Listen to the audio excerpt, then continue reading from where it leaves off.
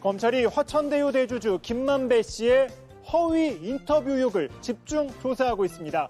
수사 상황에 따라 전국도 요동치고 있는데요. 3분 맥집기 오늘은 허위 인터뷰 의혹을 정리해 보겠습니다. 사건의 시작은 대선 6개월 전인 2021년 9월 15일입니다. 대장동 비리 의혹의 중심에 있는 김만배 씨와 신앙림 전 언론노조 위원장이 성남시 판교의 카페에서 만납니다. 두 사람은 언론인 시절부터 인연이 있었는데요. 이 자리에서 김 씨는 대장동 비리 의혹 등에 대한 이야기를 했고 신 전 위원장은 그 대화를 녹음합니다. 그리고 인터넷 언론 매체 뉴스타파는 대선을 얼마 남겨놓지 않은 상황에서 당시 뉴스타파 전문이었던 신 전 위원의 녹음 파일을 전달받아서 대선 사흘 전에 보도를 합니다. 당시 대장동 의혹을 놓고 대선 후보들의 공방은 어느 때보다 뜨거운 상황이었는데요.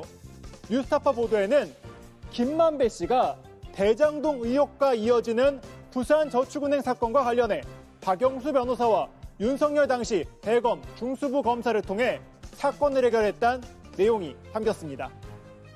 윤석열이가 네가 조우영이야 이러면서 커피 뭐 하면서 뭐 몇 가지를 했더니 보내주더래. 그래서 사건이 없어졌어. 그런데 1년 넘게 시간이 흐른 지난 1일 검찰이 신 전 위원장에 대한 압수수색에 나섰습니다. 김만배 씨와 이 허위 인터뷰를 하고 난 뒤에 금품을 받은 정황을 포착한 것인데요. 실제로 김 씨는 인터뷰 닷새 뒤인 9월 20일 신 전 위원장에게 1억 6,500만 원을 지급한 것으로 나타났습니다. 검찰은 이 돈이 허위 인터뷰를 해준 대가라고 보고 있습니다. 검찰 조사 결과 김 씨의 발언 등이 사실이 아닌 것으로 나타났기 때문인데요. 신 전 위원장과 김 씨는 돈 거래는 인정하면서도 그 돈이 책 3권 값이라고 주장하고 있습니다. 한국 사회를 지배하는 혼맥 지도라고 하는 지도책 A4 넉 장, 8장 단위로 수백 페이지가 1000페이지 가까이 800~900페이지 되는 책을 이렇게 손으로 제본해 가지고 있습니다. 이 책을 김만배가 그래서 1억 5천만 원을 하겠다. 그러면 내가 생각하는 그 가격을 정확하게 네가 얘기했다. 그분의 평생 업적이라고 생각합니다. 그 책이. 그래서 거의 예술적 뭐 작품으로 치면은 그 정도 가치가 있다고 생각을 해서 그래서 제가 그 책을 산 겁니다.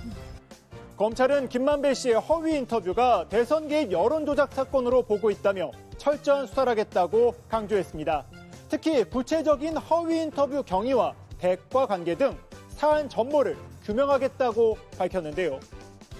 특별수사팀까지 구성한 검찰은 주고받은 책값의 대가성 여부 등을 집중 수사할 것으로 보입니다. 또 배후 세력이 존재했는지 등도 살펴볼 전망이어서 정치권의 관심도 커지고 있습니다. 지금까지 3분 맥집기였습니다.